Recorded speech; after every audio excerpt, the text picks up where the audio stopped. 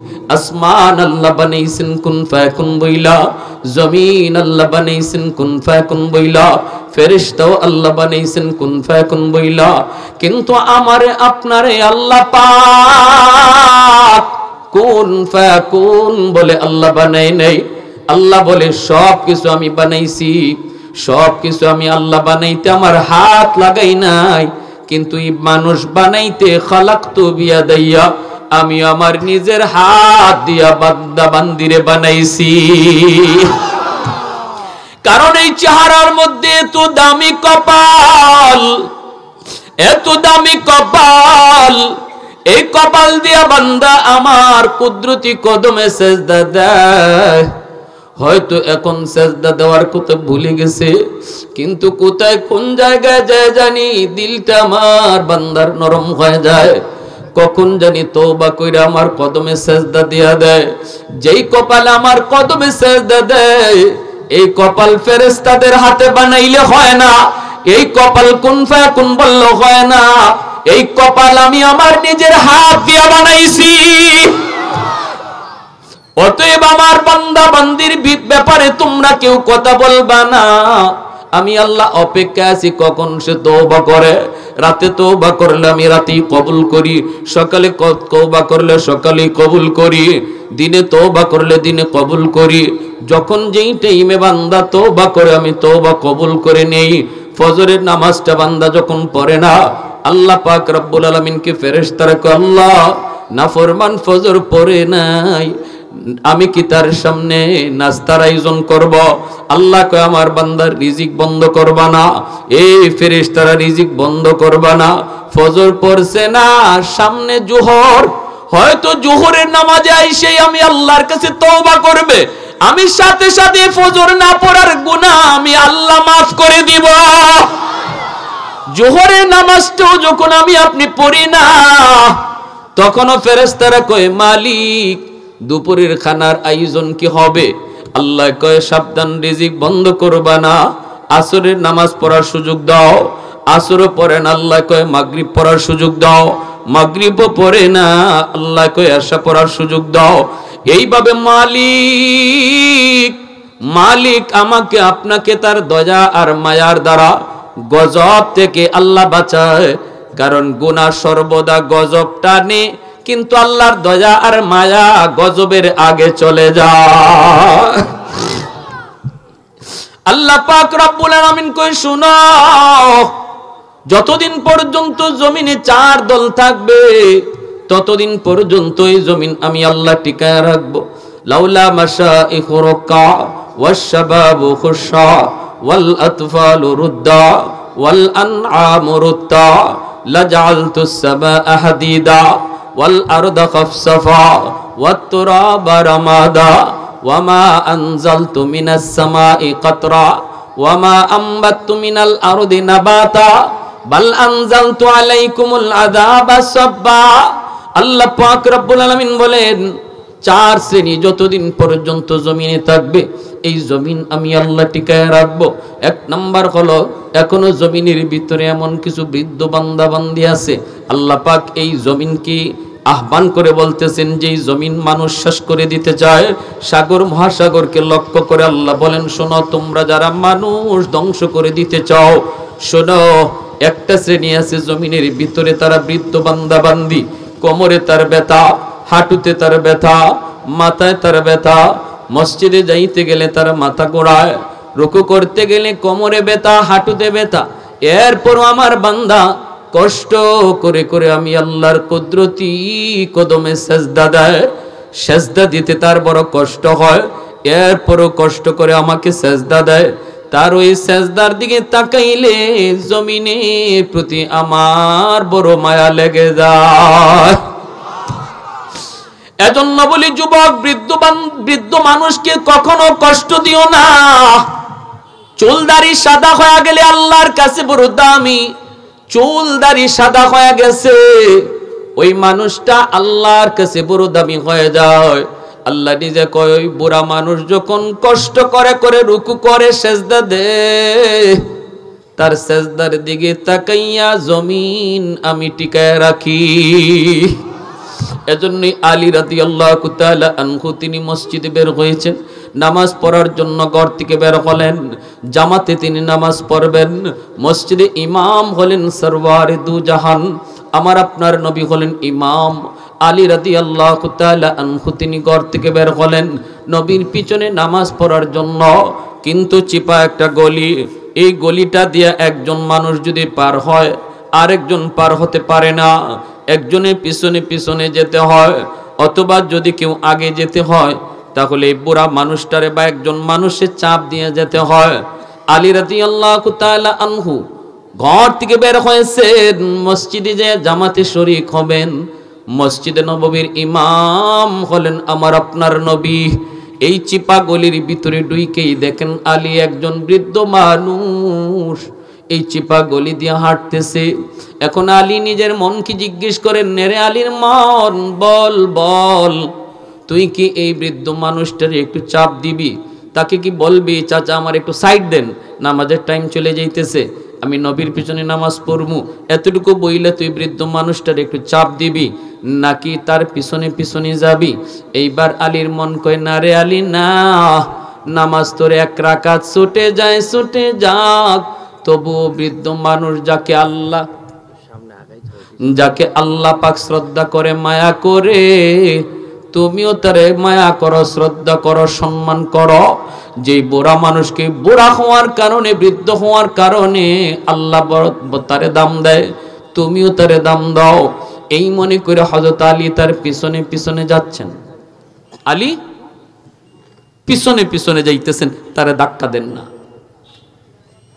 এইদিকে নবীজি নামাজে দাঁড়ায় গেছেন মসজিদে নববীতে। আল্লাহ নবী নামাজে দাঁড়ায় গেছেন, নবীজি সূরা কেরাত শেষ করেছেন, নবীজি রুকুতে চলে গেছেন। হযরত আলী রাদিয়াল্লাহু তাআলা মনে মনে পুরো সিদ্ধান্ত নিয়েছেন যে নবীকে এক রাকাত তিনি পাবেন না, যেহেতু এত আস্তে আস্তে যাওয়া লাগতেছে, এই লাঠি বর দেওয়া একজন বৃদ্ধ মানুষের সম্মানে হযরত আলী তার পিছনে পিছনে যাওয়ায় এক রাকাত নবীর পিছনে ছুটে যাবে। আলী ব্যাপারে সিদ্ধান্ত পুরাপুরি তিনি ডিটারমাইন্ড যে এক রাকাত চলে গেছে, আমার পাবো না হয়তো, আচ্ছা যাক চলে যায় যাক, তবু আল্লাহ যেহেতু বৃদ্ধ মানুষকে সম্মান দেয়, আমিও তারে সম্মান দিব।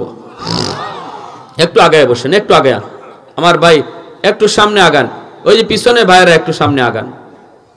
বারবার আগান আগান কইলে পরে ওয়াজ করার যে আলোচনা করার যে একটা আগ্রহ, এটা নষ্ট হয়ে যায়, আলোচনার কোনো ধারাবাহিকতা ঠিক থাকে না। এই জন্য আপনাদের কাছে অনুরোধ, একবারই আপনারা কাজটা সেরে ফেলেন, যেন বারবার আগাইতে না হয় বা আমাকে আলোচনা থেকে অন্য লাইনে যাইতে না হয়।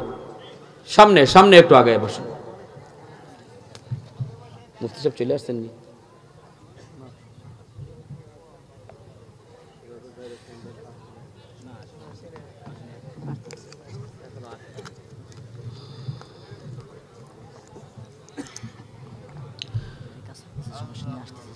লা ইলাহা ইল্লাল্লাহ, জোরে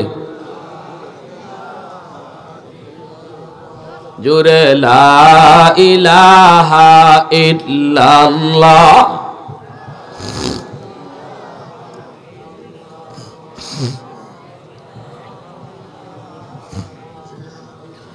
জোরে, লা ইলাহা ইল্লাল্লাহ।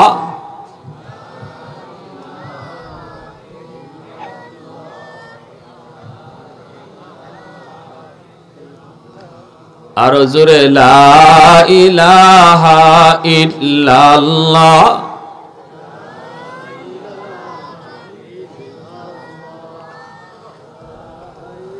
বসে পড়েন। লা ইলাহা ইল্লাল্লাহু মুহাম্মাদুর রাসূলুল্লাহ। জোরে সুরে বলি সাল্লাল্লাহু আলাইহি ওয়াসাল্লাম। হযরত আলী রাদিয়াল্লাহু তাআলা আনহু, আল্লাহ যাকে সম্মান দেয় তাকে সম্মান দেওয়ায় কি পুরস্কারটা পাইছেন এটা জানার ইচ্ছা কার কার আছে? একটু হাত তুলে আল্লাহকে দেখান। আল্লাহ তুমি কবুল করো, জোরে বলেন আমিন। বৃদ্ধ মানুষ, সম্মানী মানুষকে সম্মান দিলে আল্লাহ কেমন পুরস্কার দেয় জানবার ইচ্ছা আছে সবার ইনশাআল্লাহ? মনোযোগ আছে সবার ইনশাআল্লাহ? এইদিকে আমার আপনার নবী, রহমতের নবী, তিনি মসজিদে নববীতে ইমাম। নবীজি তো নামাজে দাঁড়ায় গেলেন, এইদিকে জিব্রাইলে আমিন আল্লাহর নবী যেই মাত্র রুকুতে গেলেন, সাথে সাথে মালিক জিব্রাইল আমিনকে বলেন, জিব্রিল তাড়াতাড়ি যাও, যাই আমার বন্ধুকে বলো রুকু যেন লম্বা করে। সুবহান। ও জিব্রাইল তাড়াতাড়ি করে যাও, যাই বলো আমার বন্ধু যেন রুকু লম্বা করে, কারণ আমার আলী এখনো নবীকে রুকুতে পায় নাই। আলী এখনো মসজিদে জামাতে শরীক হতে পারে নাই, এজন্য যায় বলবা বন্ধুকে রুকু লম্বা করার জন্য। নবীজি রুকুতে গেছেন, সাহাবায়ে কেরাম নবীর পিছনে, সাথে সাথে জিব্রাইল আমিন এসে বলে, ইয়া রাসূলুল্লাহ, ওগো নবীজি, আল্লাহর পাক পক্ষ থেকে আদেশ, আপনি মাথা উঠাবেন না, রুকু লম্বা করেন, কারণ আপনার আলী এখনো জামাতে শরীক হতে পারে নাই। কিন্তু আলী কেন জামাতে শরীক হতে পারে নাই নবী জানেন না, জানেন না। আল্লাহ নবী এখন নামাজের মধ্যে জিব্রাইল আমিনের পক্ষ থেকে আওয়াজ শোনা মাত্রই নবীজি রুকু লম্বা শুরু করলেন। রুকু লম্বা করতেছেন, এইদিকে জিব্রাইল নবীর পাশে দাঁড়ায় রইছেন, আর নবীজি মনে মনে একটু কষ্ট পাইতেছেন, আলী আজকে কেন আজকে আসতে দেরি করলো আর আমাকে রুকু লম্বা করতে হলো, কারণটা কি? এইদিকে জিব্রাইল বলতেছেন, নবী গো, আমি যখন আপনাকে বলবো তখন আপনি মাথা তুলবেন। সুবহানাল্লাহ, জোরে বলেন। ওগো নবীজি, আপনি যখন আমি জিব্রাইল বলবো তখন আপনি মাথা তুলবেন।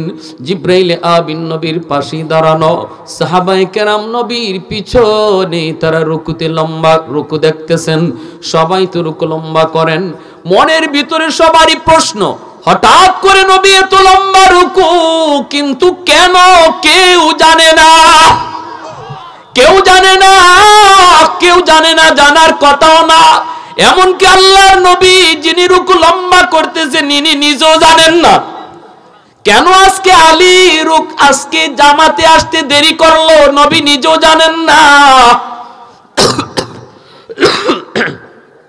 শুধু এতটুকু মেসেজ পেয়েছেন, আল্লাহ বলেছেন যতক্ষণ পর্যন্ত আলী জামাতে শরীক না হবে ততক্ষণ পর্যন্ত বন্ধুকে বলবা কষ্ট করে যেন রুকুটা লম্বা করে। নবীজি রুকু লম্বা করেন, এইদিকে জিব্রাইল আমিন পাশে দাঁড়ায় আছেন। আলী রাদিয়াল্লাহু তাআলা আনহু ওই বৃদ্ধ মানুষটাকে সম্মান দিয়া গলি পার হলেন। গলি পার হইয়া তিনি দ্রুত মসজিদের ভিতরে ঢুইকা দেখেন আল্লাহ নবীর কাছ থেকে রুকু এখনো যায় নাই, ইনার রাকাত ছুটে নাই। হযরত আলী অবাক হয়ে গেলেন, মনে হয় নবীজি আজকে অনেক লম্বা কেরাত পড়ছেন, মনে হয় নবীজি আজকে অনেক লম্বা কেরাত পড়েছেন, এজন্য আমি রাকাত পায়া গেছি। আলী আইসেই তিনি রুকুতে শরীক হয়ে গেলেন। আলী যে রুকুতে শরীক হইছেন, জিব্রাইল তো দেখছেন। এইবার জিব্রাইল কই, নবী গো, এবার মাথা তুলেন, কারণ আপনার আলী জামাতে শরীক হয়ে গেছে। একটু জোরে আওয়াজ দিলে ভালো হয়, সুবহানাল্লাহ। আর একটু জোরে সুবহানাল্লাহ। हैदार तेरा नाम से इस्लाम रहेगा, हैदार तेरा नाम से इस्लाम रहेगा, दुनिया की शजात में तेरा नाम रहेगा, दुनिया की शजात में तेरा नाम रहेगा, उस्मान तेरा नाम से इस्लाम रहेगा, दुनिया की सखावत में तेरा नाम रहेगा, मुआविया तेरा नाम से इस्लाम रहेगा, दुनिया की सियासत में तेरा नाम रहेगा, दुनिया की सियासत में तेरा नाम रहेगा। একটু জোরে সরে বলেন আল্লাহু আকবার, আরো জোরে আল্লাহু আকবার। এইবার মায়ার নবী, দয়ার নবী রুকু লম্বা করলেন। রুকু লম্বা করার পর যখন জিব্রাইল কয় নবী গো এইবার আপনি মাথা তুলেন গো নবী, আপনার আলী জামাতে শরীক হয়ে গেছে।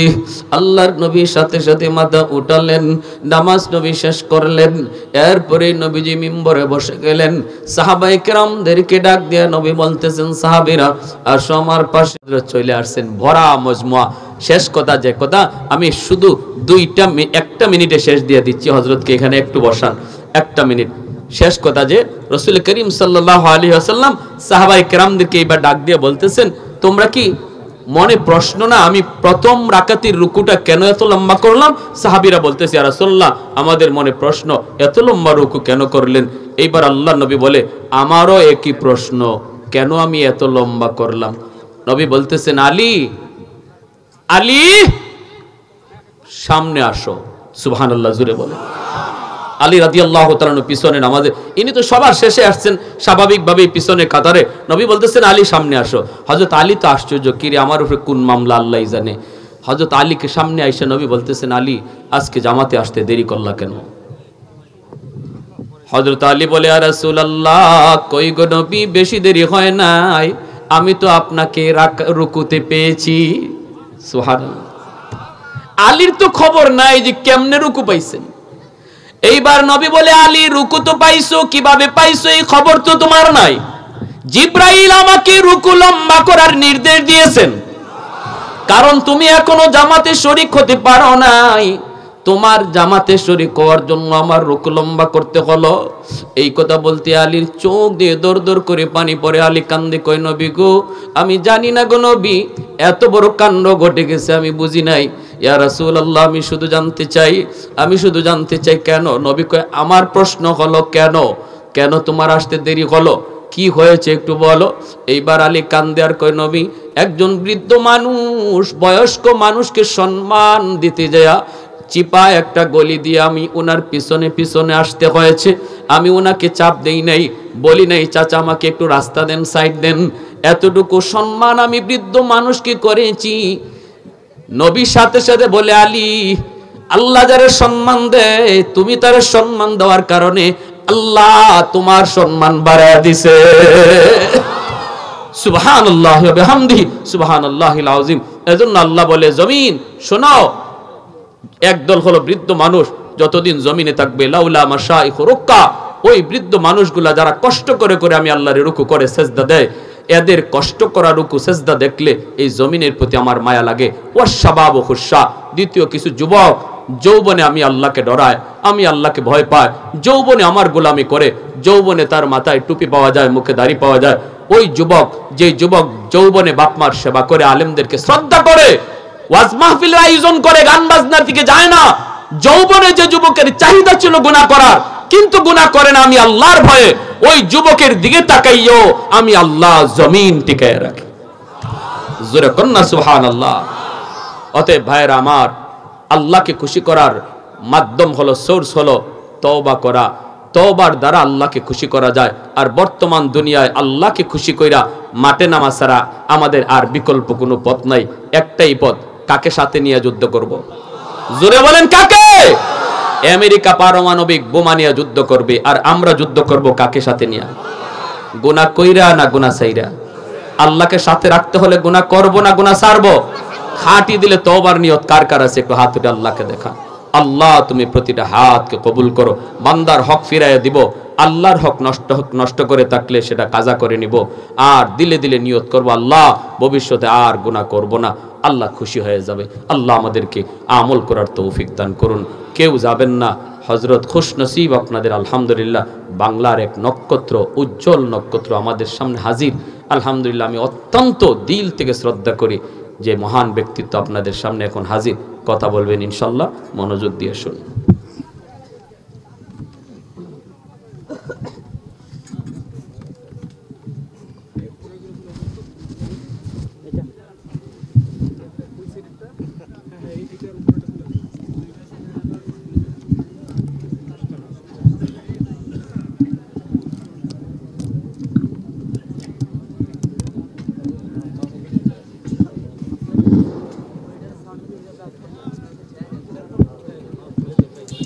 নারায়ে তাকবীর, নারায়ে তাকবীর।